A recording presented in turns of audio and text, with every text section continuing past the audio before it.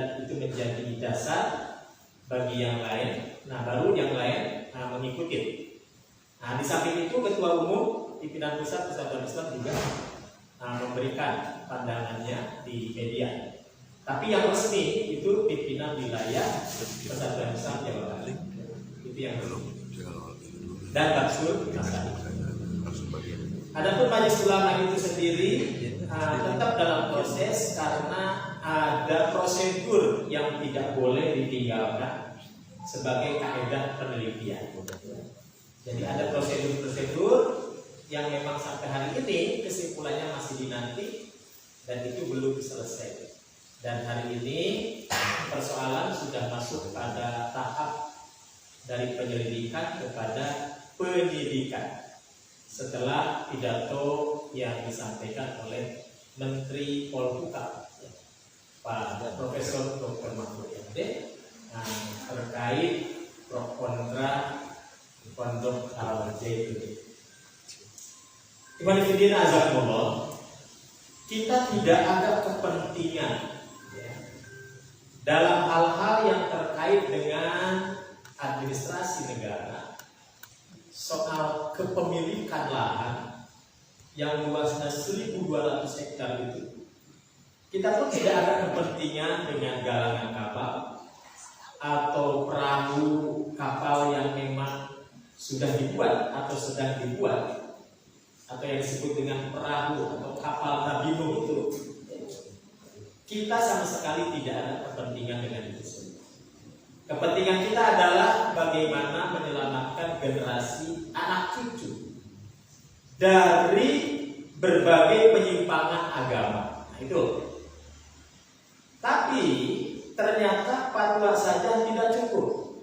Pengkajian penelitian saja tidak cukup. Kalau tidak mendapatkan pengawalan hukum dari pemangku kebijakan. Saya setuju dengan apa yang disampaikan oleh Ketua Umum bahwa kedaulatan hukum tertinggi itu pada kekuasaan. Oleh karena itu, kenapa negara? Kalau kita baca kamus, ya, negara atau apa istilahnya kekuasaan itu diambil dari kata hukum itu sendiri. Nah, kedaulatan hukum yang tertinggi yang bisa mengeksekusi, memetakan hukum itu sendiri adalah kekuasaan. Maka kekuasaan dalam bahasa Arab disebut hukuman. Tali Islam semakin hari semakin terurai. Dan yang paling pertama terurai adalah tali hukum. Nah, itu yang disampaikan Ketua Umum. Maka kedaulatan tertinggi yang bisa mengeksekusi adalah kekuasaan itu sendiri. Karena kita adalah negara hukum, maka walaupun fatwa tetap dilakukan, tetap saja fatwa itu harus ada yang mengawal. Ya. Fatwa harus ada yang mengawal.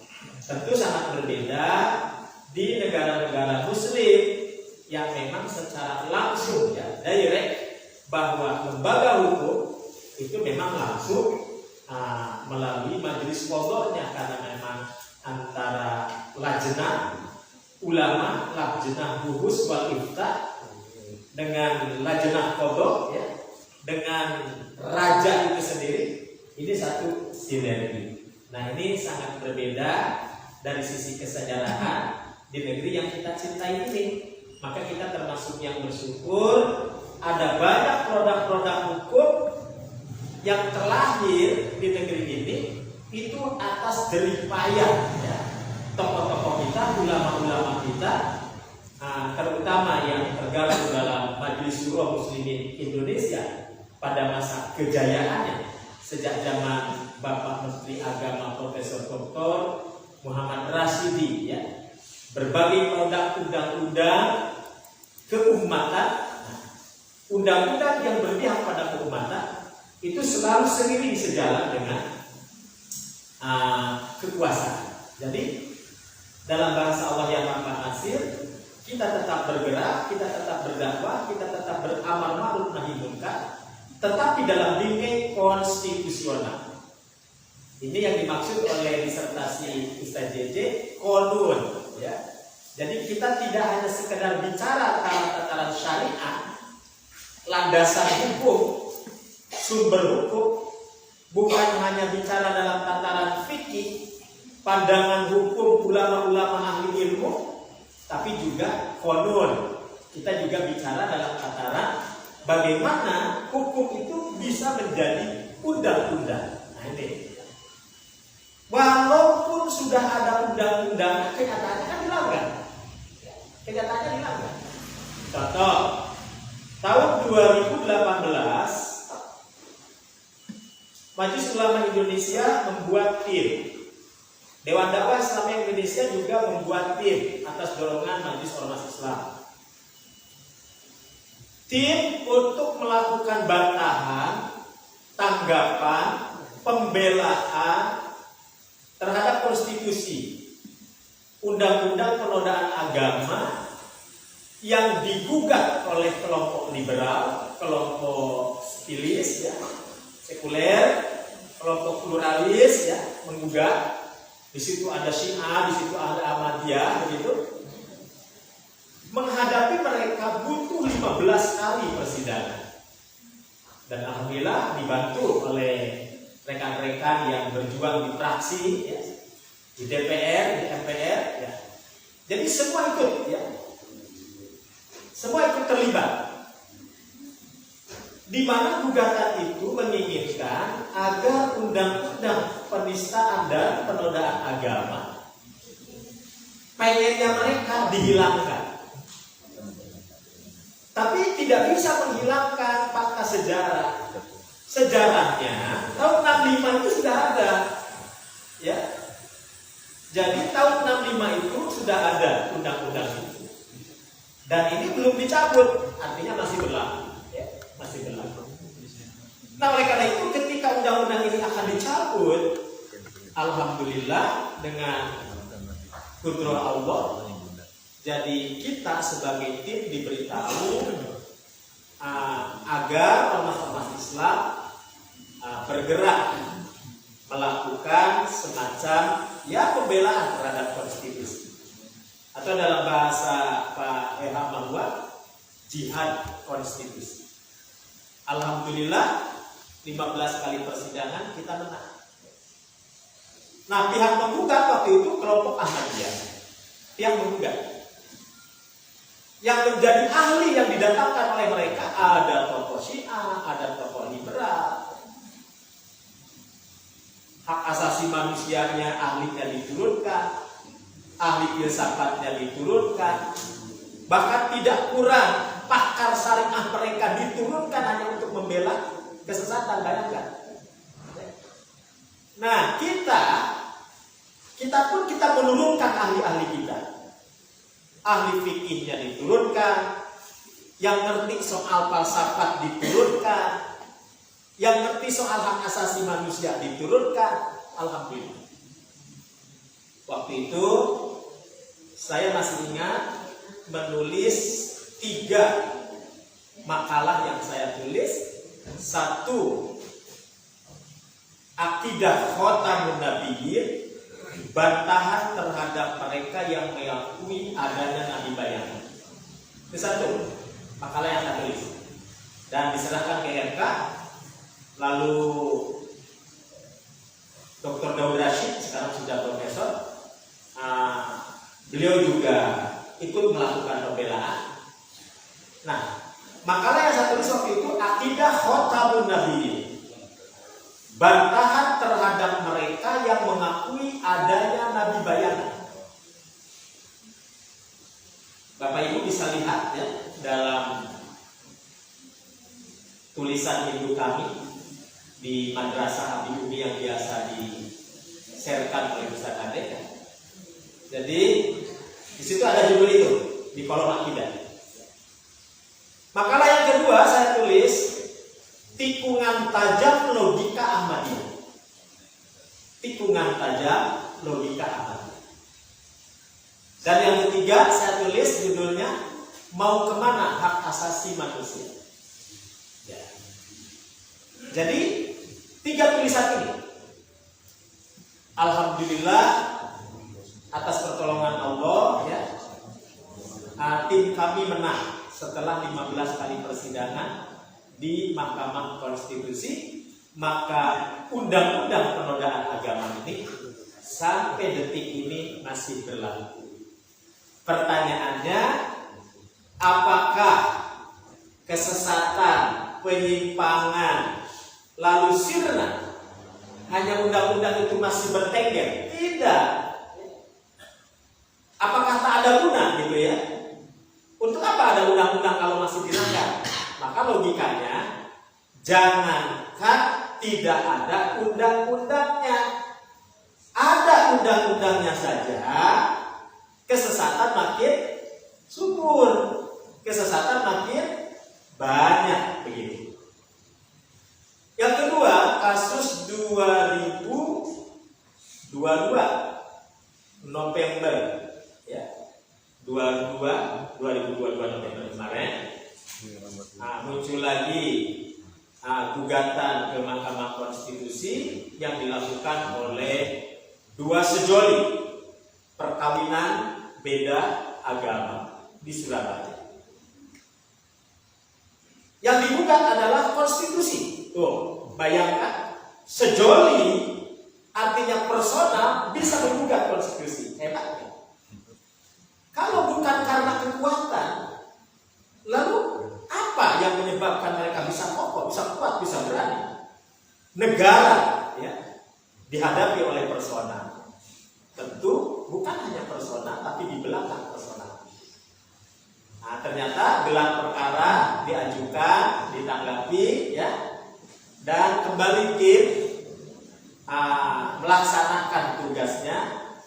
Alhamdulillah saya mendapatkan tugas lagi untuk menjadi, istilahnya bukan saksi ahli tetapi ahli. Ini diluruskan oleh Prof. Yusril. Kata Prof. Yusril, di mahkamah nggak ada istilah saksi ahli, yang ada ahli. Nah, jadi walaupun saya bukan ahli, ya mau nggak mau harus diakui sebagai ahli karena yang maju kan gitu.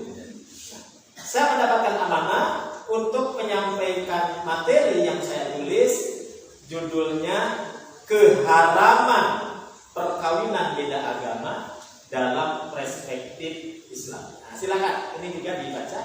Ya. Ini untuk menguatkan pandangan-pandangan hukum, pandangan ahli hukum, pandangan hak asasi manusia. Waktu itu dari pakar hukum internasional, qadarullah, Majelis Ulama menunjuk wakil ketua umum kita. Jadi Majelis Ulama menunjuk wakil ketua umum kita yang memang ahli dalam bidang hukum internasional, Profesor Dr. Atif Latiful Haya. Ya. Untuk masalah hukum positifnya kita hadirkan Dr. Abdul Khair Ramadan sebagai ketua atau direktur Habib Rizik Center.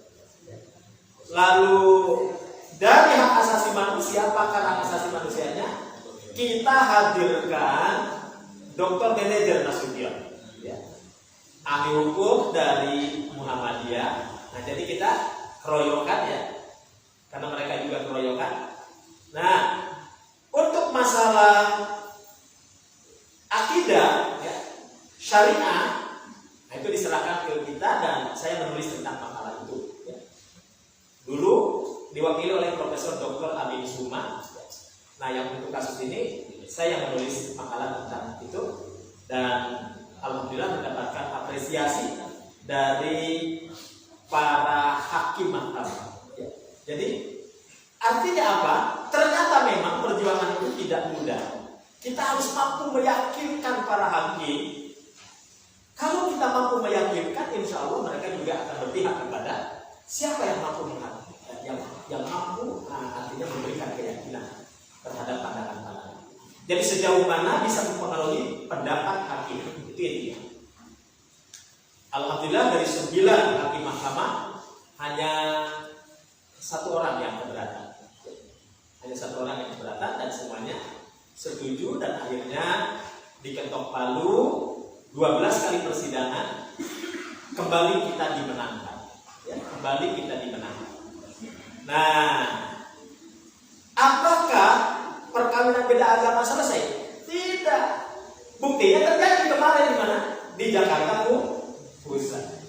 Padahal di Mahkamah Konstitusi jelas kok kita menang. Artinya apa? Undang-undang perkawinan tahun 2004 itu masih berlaku. Gitu. Loh, kenapa masih dilanggar? Nah, ini persoalan. Nah, lalu pasca Ramadan kemarin, kembali sampai hari ini kita dihebohkan dengan berbagai tayangan-tayangan di media sosial, di YouTube, di TikTok, dan lain sebagainya, terkait pidato seorang sosok yang cukup populer hari ini, yang menamakan diri Syekh Panji Gumilang, kan begitu ya, Syekh Panji Gumilang. Karena ini sudah menjadi sebuah rahasia umum, saya pikir bukan hal yang mengada-ngada lagi, karena memang ini sudah sangat terbuka. Jadi saudara-saudara, tahun 2002 Majelis Ulama Indonesia pernah menurunkan timnya. Departemen Agama pun juga pernah menurunkan timnya. Departemen Agama terkait dengan kurikulum. Jelas kesimpulannya, kurikulum tidak menyimpang. Maksud tidak menyimpang apa? Ya, artinya sekolah ini memang menggunakan kurikulum apa yang ada seperti sekolah lain menggunakan kurikulum.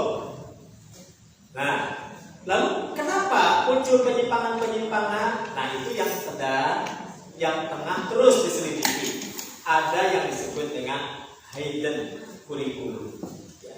Kurikulum goib, kurikulum tersembunyi yang kapan, di mana itu diajarkan, seperti apa cara mengajarkan, merujuk kemana, dan lain sebagainya.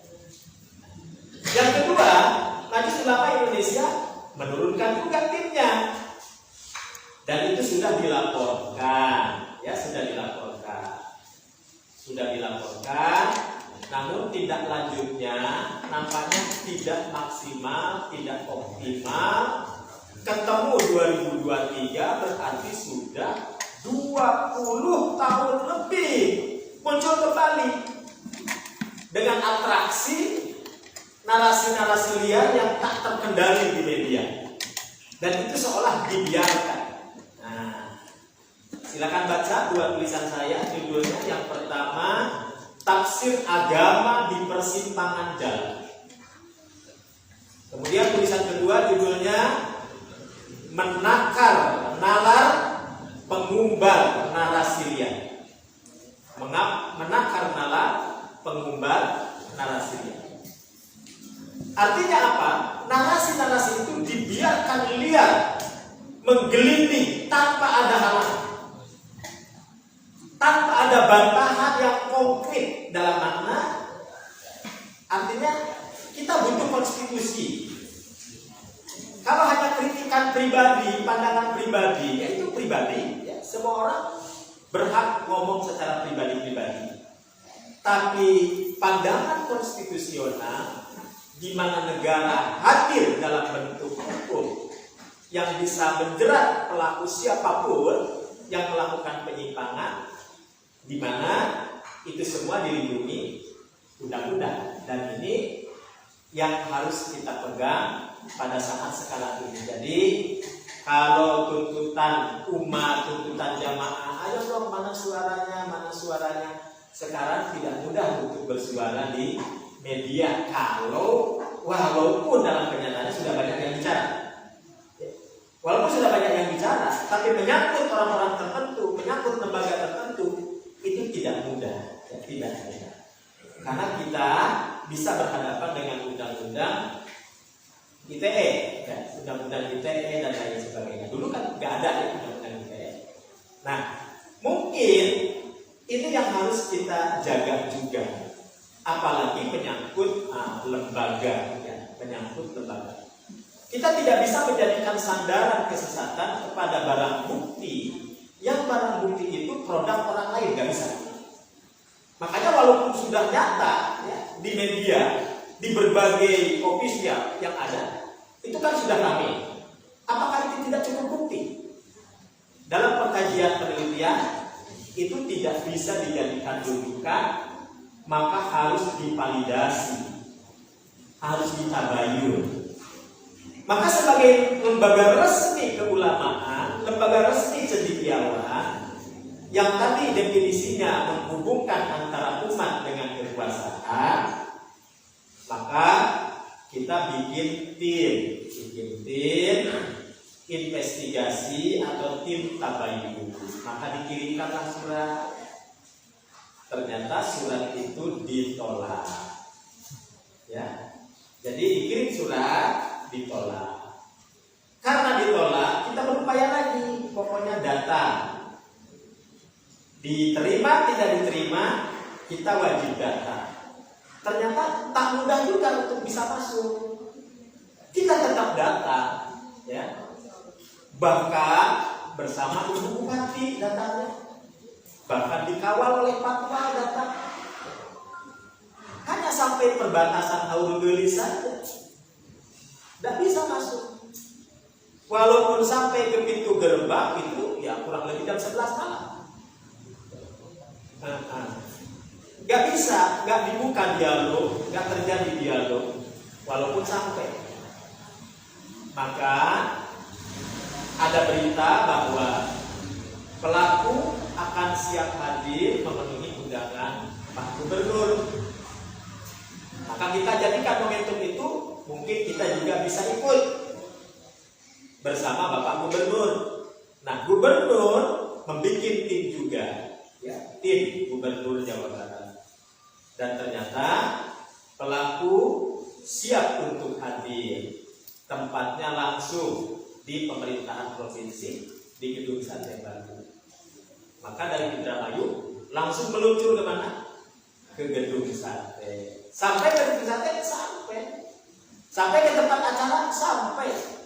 Tapi begitu sampai kita disteril, tidak boleh juga masuk karena pelaku menolak kehadiran kita. Artinya berarti tidak terjadi dialog itu, tidak terjadi validasi itu.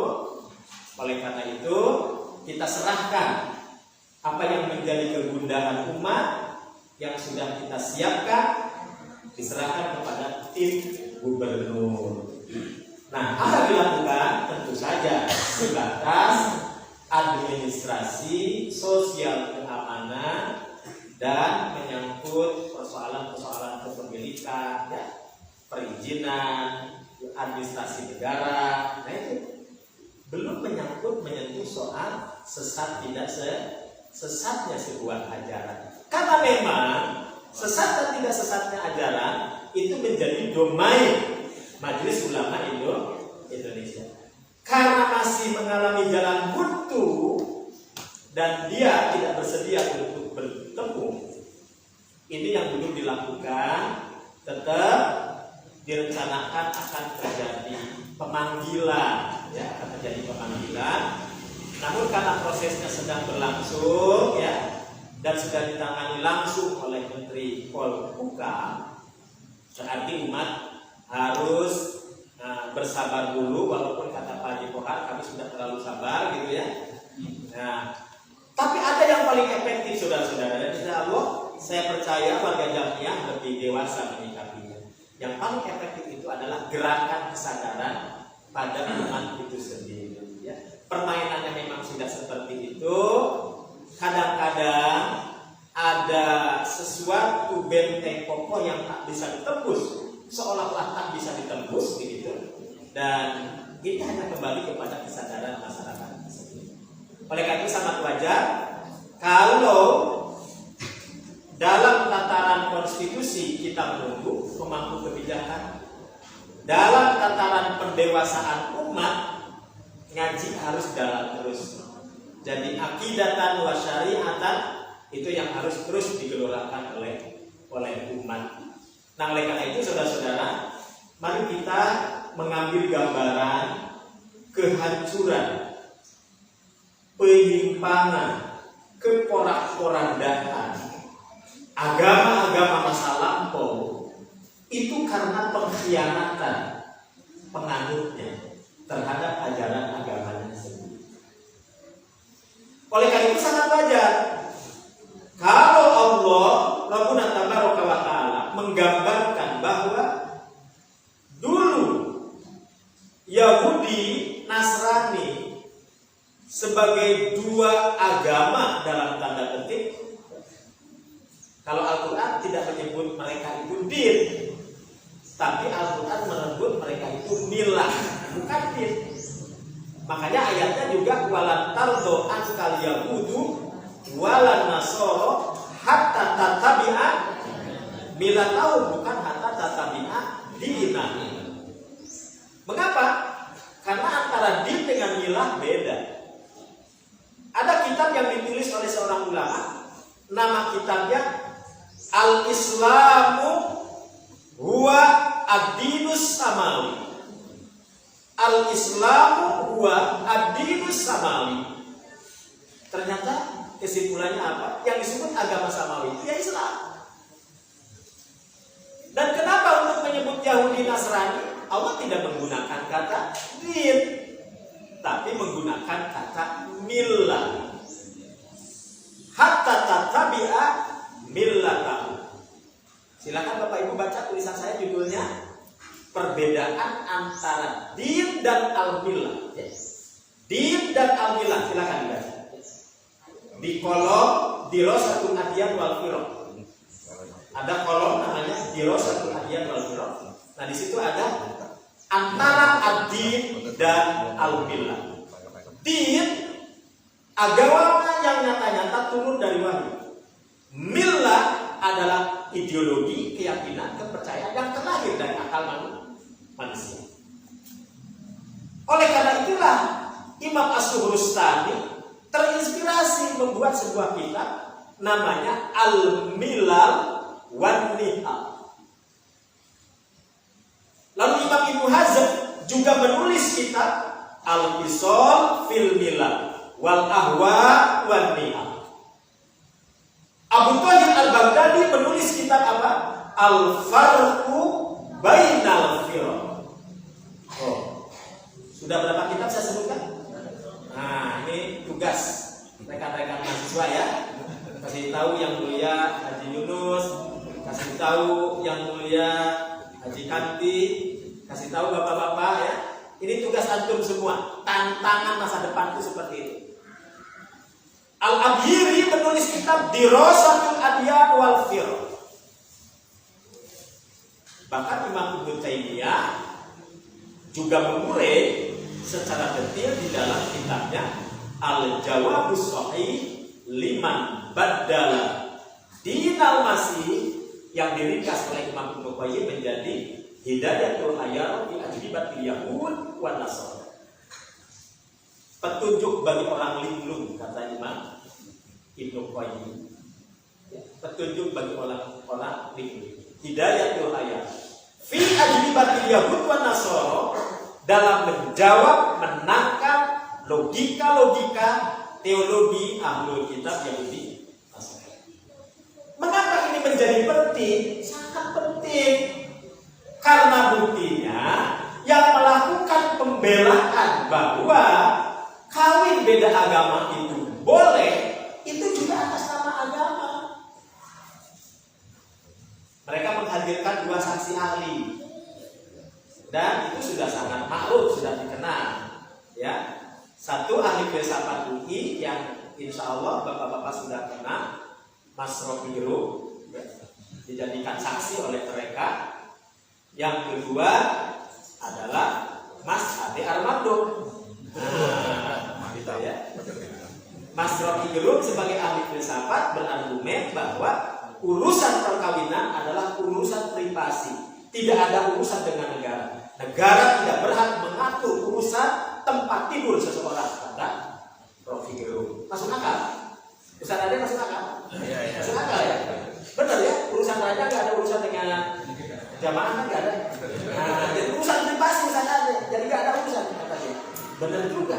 Ngapain negara hadir? Gitu seolah-olah begitu. Wow, dalam Islam tidak.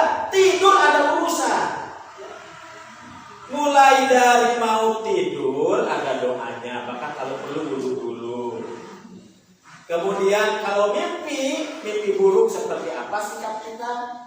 Mimpi baik harus bagaimana? Bangun ada aturan. Jadi tidur ada aturan, bangun ada aturan. Bagi suami istri antara di sela-sela tidur, di situ ada aktivitas privasi.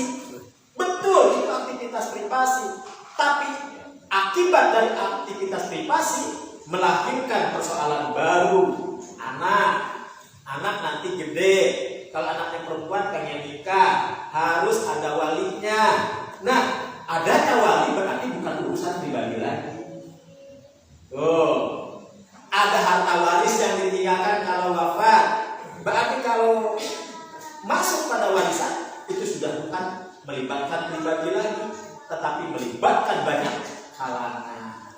Berarti urusan kamar tidur ternyata dalam Islam bukan hanya persoalan privasi. Nah, ini. Jadi kita bagaimana melakukan bantahan terhadap logika-logika semacam. Nah, memang ada lucunya.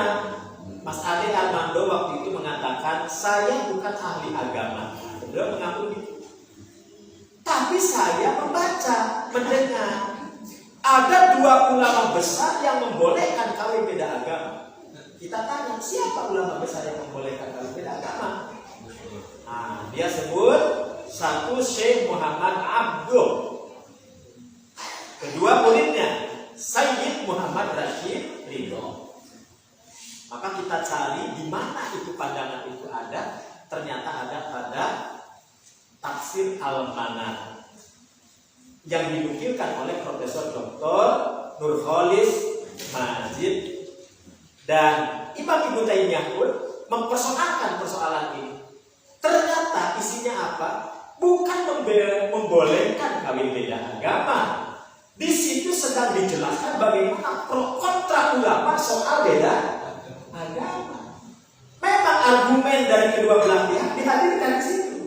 Nah, itu sebahagia menukil sebahagian meninggalkan sebahagian. Memang betul ada argumen yang membolehkan, lalu dia dinukil. Tapi yang mengharapkan tidak dinukil. Nah, akhirnya kita coba kita kupas ya, dengan pendekatan yang adil. Siapa yang membolehkan, siapa yang tidak membolehkan. Lalu endingnya seperti apa? Para ulama menyimpulkan endingnya ya satu dari ternyata yang dibolehkan hanya mereka laki-laki yang memiliki kepahaman ilmu, cukup ilmu, kuat ilmu, dan kuat kesolehannya untuk bisa menikahi wanita ahlul kitab. Wal muhsanatu min ahlil kitab. Wanita-wanita ahlul kitab yang bersih yang boleh dinikahi. Pertanyaannya, maksud bersih di situ apa? Apakah giling, kewes, keren, gelis kawanti-wanti, indah kamina-mina, ya, mata kajampari, apa istilahnya? Bisa nasi apa? Jampari panah ya. Nah, apa seperti itu? Bukan. Termasuk kebersihan dari sisi ketauhidannya. Di zaman Nabi memang ada, ya, di zaman Nabi memang masih ada orang-orang ahlul kitab yang masih berpegang pada Taurat dan Injil, memang masih ada. Itu pun tetap diwanti-wanti oleh Nabi. La tusaddiquhum wa la tukadzibuhum. Jangan kau benarkan semuanya, jangan kau dustakan semuanya. Jadi agama jelas. Makanya dengan piranti ilmu muncul kaidah fikih, muncul kaidah usul fikih, syaddud dari'ah, mewaspadai sesuatu yang bahaya, ya. Ad-darurah la tuzalu bid-dararil asad. Kalau memang ada antisipasi, tidak boleh mengantisipasi dengan antisipasi yang lebih memadorotkan dan lain sebagainya. Nah, jadi kesimpulannya apa? Agama memiliki pandangan hukum yang jelas. Ada yang disebut dengan forum internum dan ada yang disebut dengan forum eksternum. Apa itu forum internum? Forum internum adalah agama memiliki aturan yang telah diatur oleh Tuhan sendiri. Ini jangan ditabrak. Ya. Jadi jangan ditabrak. Kalau ditabrak, ya, berarti dia menista agama. Kalau saya sebagai muslim lalu mengajak jamaah di sini, bosen, tong salam wae atuh. Ulang ganti we nurutan eta syekh, ya. HP nu salom LED. Nah, kan gitu. Yuk bareng-bareng kan begitu. Nah, menurut pandangan mereka, di mana letak salahnya?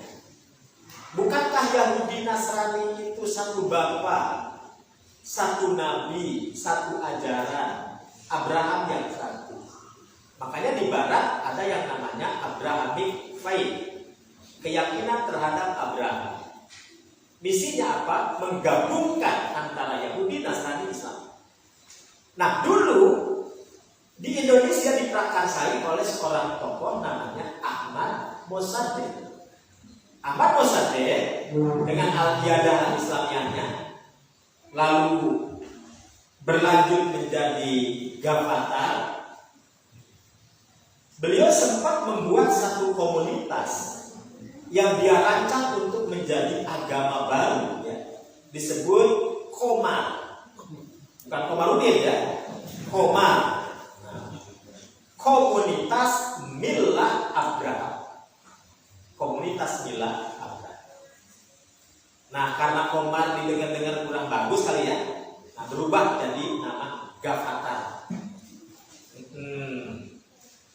Demikian pula pandangan-pandangan, tafsiran-tafsiran yang lepas dari kaidah ilmu. Pandangan-pandangan yang lepas dari kaidah ilmu ibarat anak panah yang terlepas dari musuh. Karena itu kenapa Imam Syafi'i melahirkan kitab Ar-Risalah?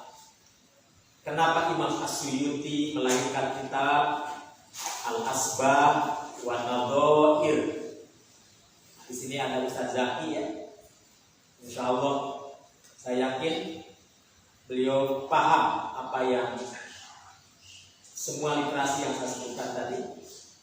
Disitulah ulama-ulama kita sudah memantek, memagari, mengawal ajaran agama ini dengan sepenuh kemampuan, terutama kaidah-kaidah ilmu. Maka sangat bahaya menafsirkan agama tanpa kaidah ahli ilmu. Nah, ada ungkapan yang menarik dan semua kita bisa mengucapkan, hum rijal wa nahnu rijal, itu kan? Mereka laki-laki, saya pun laki-laki. Itu menurut hemat saya hanya boleh digunakan dalam kompetisi apa artinya siapa yang duluan melamar dan disolat. Ya usah dirham, ya. Oh rijal wa nahnu rijal. Mereka laki-laki, saya pun laki-laki. Ayo mau apa? Memang saya nggak bisa. Begitu kira-kira. Itu hanya boleh digunakan untuk kompetisi mendapatkan mawar bodas. Tidak bisa digunakan dalam logika ilmiah. Hum rijal wa nahnu rijal. Mereka laki-laki, saya pun laki-laki. Nah, Syekh Panji juga mengucapkan itu. Hum rijal wa nahnu rijal, katanya. Lo beda dong, ya. Beda. Walaupun yang mulia Haji Yunus laki-laki, Imam Ibnu Taimiyah juga laki-laki. Beda Pak Yunus dengan Imam Ibnu Taimiyah. Pak Yunus nikah. Ibnu Taimiyah nikah? Enggak. Ketika ditanya Imam Ibnu Taimiyah, kenapa wahai Imam engkau tidak nikah? Jawabnya sangat mencengangkan. nikah hukumnya sunnah, menuntut ilmu hukumnya wajib. Nah, Haji Yunus begitu enggak? Balik.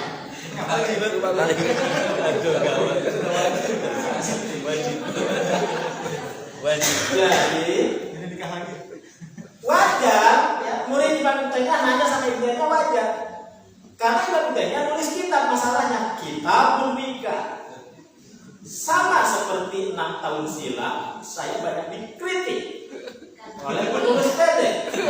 Ada Ustaz Romli itu nikah. Pokoknya awal 2023 bulian itu sudah berhenti. Baik. Ibnu Azamullah beda dong Ibnu Taimiyah dengan kita. Waktu Imam Ibnu Taimiyah kecil, umurnya 6 tahun. Ya, umur 6 sampai 10 tahun. Apa sih arti umur 6-10 tahun? Ya, anak kita, cucu kita lagi ngapain? Nah, dikatakan di situ Imam Ibnu Taimiyah sudah terbiasa membolak-balik kitab kakeknya. Membolak-balik kitab kakek. Apa kitab yang dibolak-balik oleh Imam Ibnu Taimiyah kecil? Buku yang ditulis oleh kakeknya seorang ulama besar Damaskus. Namanya Syekh Al-Imamul Mujaddid Abdul Barakah Ibnu Taimiyah Al-Harrani Ad-Dimashqi. Ulama hitam. Dia ngarang kitab. Nama kitabnya Muntaqal Akhbar. Kitab Muntaqal Akhbar adalah kitab besar. Kitab ini diringkas oleh Al-Imam Muhammad Ali Asy-Syaukani, penulis kitab Tafsir Fathul Qadir, menjadi kitab fikih hadis yang sangat terkenal di lingkungan Jamiah, namanya Nailul Awtar. Berapa jilid? Ustaz Hasan? Ada Bulughul Maram seberapa jilid? Nah, apa Bulughul Maram? 5 jilid, ya. Itu ringkasan Muntaqal Akhbar. Yang kitab pokoknya dibolak-balik oleh Ibnu Taimiyah kecil sebagai kecintaan terhadap ilmu, terhadap kakeknya. Mungkin saja Imam Ibnu Taimiyah apa sudah paham orang minimal lu dibawa dengan kita akidah. Kalaupun dia tidak paham, kenapa dia begitu suka membawa kita kakeknya? Bandingkan dengan anak cucu kita, 6 tahun ke mau HP sah, HP akidah, HP ini lah. Nah, kan gitu. Jadi kaidah pun berjalan tidak bisa. Imam Syafi'i 10 tahun sudah hafal Quran. Imam Syafi'i 10 tahun sudah hafal ribuan syair para ulama, merampungkan kitab-kitab gurunya. Apalagi dulu ya, yang namanya merampungkan kitab itu pasti bersanad. Hampir rata-rata bersanad. Makanya wajar kalau sekarang tradisi sanad dihidupkan kembali. Kayaknya kalau tidak bersanad gak abdol. Ya. Nih, jadi imam saja ngucapin Fatihah. Ini Fatihahnya bersanad ya. Nah, sekarang banyak masjid-masjid yang membuka lowongan imam masjid. Tapi yang Fatihahnya bersanad. Waduh. Ustaz-ustaz Persis hanya beberapa yang bersanad ini. Sanadnya hanya baru sampai ke siapa? Saya tanya Ustaz Aceh Zakaria, Ustaz, kumahannya perkali sanadnya apakah metode atau itu sawabit, tauqifi, baku? Ustaz Aceh yang senada sana tiba lagi ngis ya eta metode. Tah lamun ayeuna tuh sanadna naon? Makanya kurang mah sanadna teh jalan aku. Ternyata nabung sanatnya berapa? Ya. Ini adalah sanatnya metode. Nah, saya tanya ahli pendidikan yang alumni Belanda, anak kita ya, senior kita, Ustadz Tatang Mutakin yang baru dilantik jadi staf ahli Kementerian Pendidikan untuk talenta ya, untuk talenta. Saya tanya sama beliau, Ustadz, Kang, cik hari metode sanad baheula ngawal ilmu tek di sana. Hari ayeuna ngawal ilmu untuk menunjukkan seseorang itu betul-betul profesional dalam hal ilmu pakai apa? Nya cenah ku ayeuna namanya mun S1 ya skripsi, mun S2 ya tesis, mun S3 disertasi. Kalau jurnal apa? Skopus atau apa? Misalnya Sinta. Nah, Ustaz Yunus naon? Santi kan? Skopus lain, Sinta lain. Nah jadi ini persoalan-persoalan yang memang ternyata zaman belum berubah. Giliran sumbi kesembuhan, jadi kesembuhan. Buat saya harus lebih hati-hati ya. Banyak kesembuhan di sini. Ya. Baik kepada fitin azakumullah. Jadi kaidah rijal wa nahrijal. Ketika kita praktekkan, kita petakan dalam kaidah ilmu, tidak bisa ya. Tidak bisa. Itu cukup untuk memperebutkan apa tadi mawar saja ya. Jadi rijal wa nahrijal jangan dipakai Ustaz Ade Suhairi ya. Yang dipakai Ustaz Ade itu. Nah, jadi jangan diamalkan ya. Baik. Nah, surat Al-Jathiyah ayat 16 menunjukkan pada kita kehancuran agama-agama masa lampau karena pengingkaran, pengkhianatan para penganutnya sendiri. Padahal Allah sudah turunkan Alkitab sebagai sumber pegangan hidup. Allah turunkan hukum sebagai aturan hidup yang menjadi substansi daripada Alkitab. Allah turunkan Nabi sebagai pemimpin-pemimpin mereka. Allah turunkan rezeki, Allah turunkan keutamaan yang dibedakan dengan bangsa yang lain. Walaqad ataina bani Israil al-kitaba wal hukma wa nubuwwata wa razaqnahum minat thayyibat wa faddalnahum 'alal 'alamin.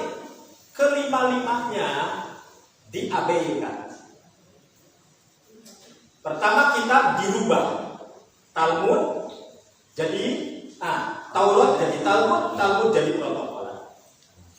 Demikian pula terjadi pada Injil. Jadi kalau mengkaitkan kebolehan kita mengamalkan ajaran Taurat dan Injil, hari ini Taurat yang mana, Injil yang mana? Kalau memang ada wanita ahli kitab yang bisa kita nikahi oleh pengurus PD Persis Kota Bekasi, gadis ahlul kitab yang mana yang muhsana, yang memenuhi kriteria ya. Karena menurut survei membuktikan katanya anggota Persis Kota Bekasi mah Ustaz Sadayana cek aja Quran ya Ustaz itu Ustaz Sadayana Ustaz so, semua juga dipanggil Ustaz kan? Ustaz dapat. Nah jadi ini persoalan. Siapa yang dimaksud ahlul kitab? Maka kita tanyakan ahlul kitab yang mana? Yang Mas Rocky Gerung maksud? Ahlul kitab yang mana? Yang Mas Ade Armando maksud? Nah, jadi ini persoalan yang serius. Kenapa? Karena tadi tidak mengikuti studi bagaimana terjadinya perubahan kitab-kitab yang ada sepanjang sejarah. Allah turunkan rezeki tidak disyukuri, Allah turunkan kemuliaan diabaikan. Pertanyaannya, apakah hal itu akan terjadi pada umat Rasulullah Sallallahu Alaihi Wasallam? Kata Sa'id Awwa dalam tafsirnya Al-Asas fi Tafsir. Sa'id Awwa menulis kitab Al-Asas fi Tafsir. Kata beliau, untuk apa Allah ceritakan Yahudi Nasrani berulang-ulang dalam Al-Quran Al-Karim? supaya jadi pelajaran berharga bagi umat Rasulullah Shallallahu Alaihi Wasallam. Nah, oleh karena itu silakan baca tulisan kami, judulnya Ahlul Kitab Bani Israil, Yahudi, Ibrani, dan Zionis. Ya. Ahlul Kitab Bani Israil, Yahudi, Ibrani, dan Zionis. Ulama besar Mesir yang pernah menjadi rektor Al-Azhar, Profesor Tantowi Zauhari, maka beliau terkenal dengan kitab tafsirnya Al-Jawahir. Ya, Al-Jawahir. Juga menulis satu pandangan khusus tentang Ahlul Kitab. Beliau mengatakan, kapan Allah menyebut mereka sebagai Ahlul Kitab? Kapan Allah menyebut mereka sebagai Bani Israil? Kapan Allah menyebut mereka sebagai Yahudi? Dan kapan Rasulullah SAW menyebut mereka bangsa Ibrani? Apalagi tinjauan kontemporer hari ini, kapan pula mereka disebut Zionis? Itu beda. Silakan baca judulnya Ahlul Kitab Bani Israil, Yahudi, Ibrani, dan Zionis. Maka pada ayat 18-nya Allah mencoba mengendingkan apa yang dimaksud oleh Allah. Kenapa Allah terangkan penyimpangan Yahudi dengan kerusakannya? Nabinya dibunuh, kitab sucinya dirubah, aturannya dirubah. Nah, maka muncul ayat berikutnya, "Tsumma ja'alnaka 'ala syari'atin minal amri fattabi'ha wa la tattabi' ahwa alladziina la ya'lamun." Ayat ini saya petik berulang kali dari pengajian duha di Al-Bayyinah bersama Ustaz Jainanda, masih ingat? Beliau mengupas ayat ini. Maka saya coba telaah kembali, luar biasa ayat ini. Lalu kami jadikan engkau Muhammad ala syariatin minal amri, untuk mematuhi syariat yang telah menjadi ketetapan Allah. Fattabi'ha, ikuti dia. Wala tattabi' ahwa alladziina la ya'lamun. Janganlah engkau mengikuti hawa nafsu la ya'lamun, mereka orang-orang yang tidak tahu. Maka Imam Ibnu Taimiyah mengurai ayat ini dengan kalimat singkat, siapa al-ahwa, siapa pengumbar nafsu? Mereka yang menyalahi syariat yang ditetapkan Allah. Siapalah yang lalu? Siapa yang tidak mengerti itu? Siapa yang tidak tahu menang itu? Siapa yang dimaksud orang-orang yang tidak paham itu? Orang-orang yang tidak mengerti piranti ilmu ketika mereka menafsirkan agama tanpa piranti ilmu. Ngomong tafsir pakai ilmu tafsir, ngomong hadis pakai ilmu hadis, ngomong fikih pakai ilmu fikih. Merenang dak lamun bicara fikihnya benar, kajian fikihnya betul, terlepas itu goyon ataupun bukan, tak mungkin ada istilah mantap sukar. Mungkin tidak. Terlepas itu guyonan. Kalau memang itu serius, jelas fatal. Kalaupun itu guyonan, guyonannya sangat tidak lucu. Tahun 60, Cuk. Tahun 60 sudah jadi bujangan, Cuk.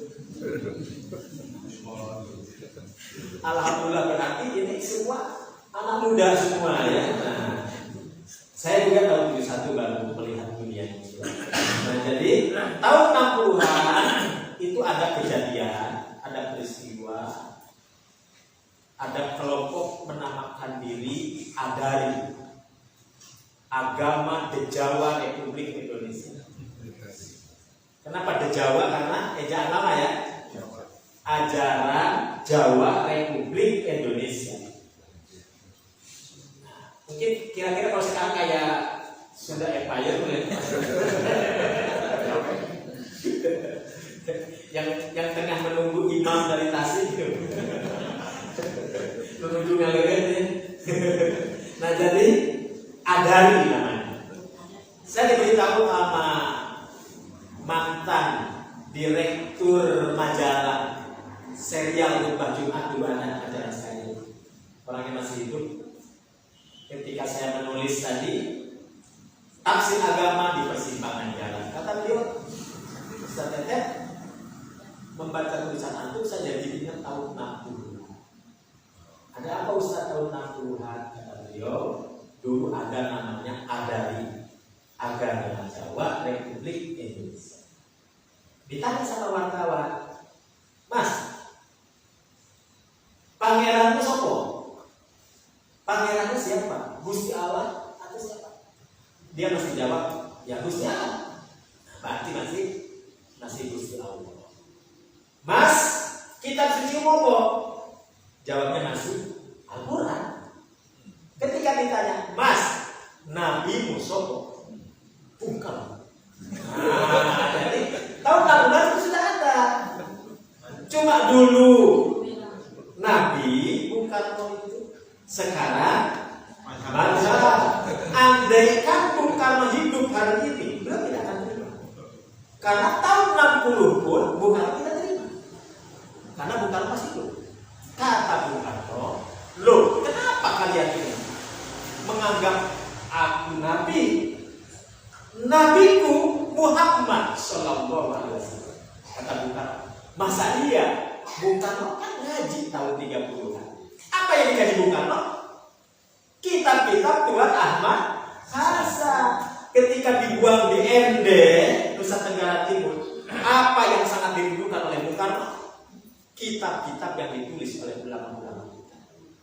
Ketika satu kitab rampung dihabiskan dibaca, dia rampungkan kitab yang lain. Setelah rampung dia membaca kitab ini, dia rampungkan kitab yang lain. Habis semua dibaca, dia tulis surat kepada Tuan Hasan. Kiranya Tuan mengirimkan kepadaku tulisan-tulisan terbaru Tuan. Oh, jadi yang dirindukan oleh beliau ternyata karya-karya tulisnya memang tahun 30-an. Sejarah menulis Bung Karno memang sedang-sedangnya haus dengan ilmu. Maka wajar kalau dalam buku induk beliau di bawah bendera revolusi, beliau berkomentar, negara Arab yang kering kerontang hari ini, Jazirah Arab yang kering kerontang saat itu, tidak akan menjadi negara yang maju berkembang seperti yang kita lihat hari ini kalau tidak lahir di tengah-tengah mereka seorang laki-laki pembaharu namanya Muhammad bin Abdul Wahab. Hari-harinya Wahabi terus gitu ya. Bung Karno di zaman itu sudah mengakui. Artinya apa? Maka waktu diskusi atas undangan Megawati Center ya, di mana? Di kantor proklamasi, saya hadir dan Ustaz Jaja juga hadir kalau tidak salah. Nah, kita mempertanyakan kepada pembicara, salah satunya Profesor Dr. Sami Hibni dan Profesor Dr. Haja Malina Singka Sudeti. Kita tanya mereka bahwa kalau begitu, apa yang dipelajari Bung Karno saat itu memang ilmu-ilmu yang cukup bagus. Ya. Nah, entahlah tahun 60-65 itu sama lain. Ya. Nah, jadi untuk menjelaskan tahun 60-65 itu biar bisa jadi aja yang nah, jadi tahun 30 Bung Karno begitu sangat dahsyatnya mempelajari literasi ulama-ulama. Nah, ibadillah azakumullah, maka kembali kepada tema pokok kita, bahaya menafsirkan agama tanpa rumusan kaidah yang telah menjadi ketetapan para ahli ilmu. Dawabit ilmiah wa ma'alim syar'iyah. Dawabit ilmiah, rumusan-rumusan ilmu yang menjadi ketetapan ahli ilmu, wa ma'alim syar'iyah, rambu-rambu syariat yang memang tidak boleh dilabrak begitu saja. Saya pikir itu saja yang bisa disampaikan. Saya tutup sebelum terjadi diskusi dengan sebuah syair yang pernah dilantunkan oleh Imam Ibnu Qayyim. Al ilmu qala Allah qala Rasuluh wa qala sahabatuhum ulul irfan. Hakikat yang disebut ilmu itu adalah firman Allah, sabda Nabi, dan ucapan para sahabat radhiyallahu anhum. Itu hakikat itu. Kata Imam Ibnu Qayyim. Mal ilmu nasbuka lil khilafi syafa'atan. Bukanlah termasuk ilmu, kata beliau, engkau sandarkan pandanganmu pada pro kontra atau sesuatu yang kontradiksi. Syafa'atan. Apa makna syafa'at? Orang-orang dungu. Nah ini bahasa Imam Qayyim. Orang-orang dungu. Bainar rasuli wa bainar ra'yi fulan, yang suka membentur-benturkan antara sabda Nabi dengan ucapan sampah manusia biasa. Baik, itu saja yang saya dapat sampaikan. Ikan gabus, ikan sepat, ikan gabus, ikan lelek, ikan paus. Cakep atau gitu? Ikan sepat, ikan gabus, ikan lelek, ikan paus. Sok enak bikin orang. Cepat lebih bagus. Jangan pernah bertele-tele, itu lebih mulus. Gitu. Terima kasih.